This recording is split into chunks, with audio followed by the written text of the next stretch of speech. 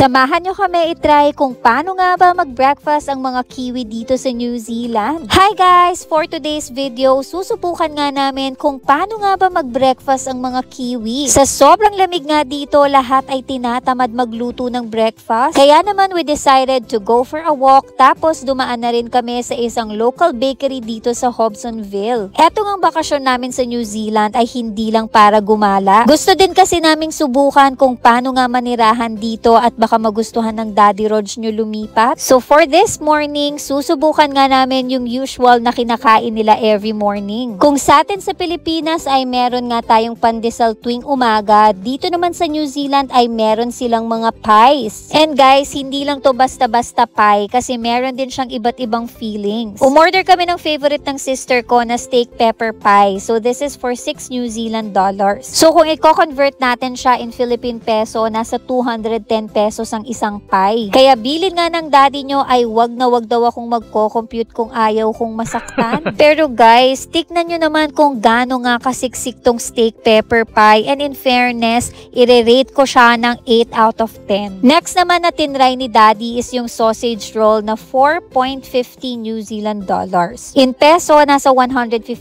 pesos ang isa. So ako personally, mas nagustuhan ko nga yung pie. Nung una, akala ko hindi ako mabubusog, pero in fairness, busog na busog ako. So normally, ganito nga daw yung mga breakfast dito or snacks. Tapos meron din silang mga bundle meals. So dito nga sa bakery nila, madami ding variety ng food. Meron ding mga burger and sandwiches. Meron din silang corn dogs, spring rolls, and chicken. Sa side naman, meron ding available na mga sweets. And syempre, ang Daddy Rog nyo ay hindi nga makukompleto ang breakfast niyan pag walang coffee. Ate, you want some more? Mommy. What?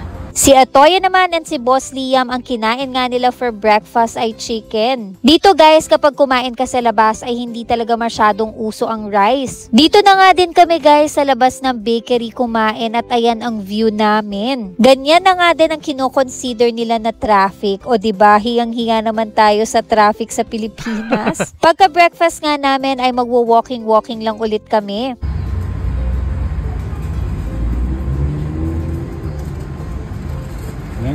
Malapit na nga lang din kami sa grocery store kaya dumaan na nga din kami. Napakasarap nga mamili ng mga meat dito kasi pipili ka na nga lang kung gusto mo ba ng free range or grass-fed meats. Pagka-uwi naman ng bahay, inaayos nga ni Daddy yung pasalubong ko kay Boss Liam na Paw Patrol camping tent. Habang ako naman ay busy nga kumuha ng mga sampay at magtutupi na din ako. Favorite ni Boss Liam ang Paw Patrol, kaya yung mga pasalubong talaga na dinala ko ay puro Paw Patrol. 3, 2, 1, go! Wow!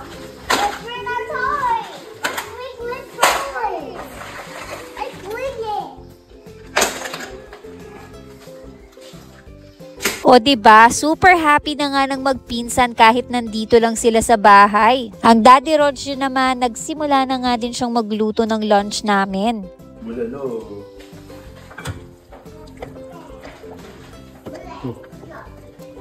Thank you guys for watching. Bye everyone!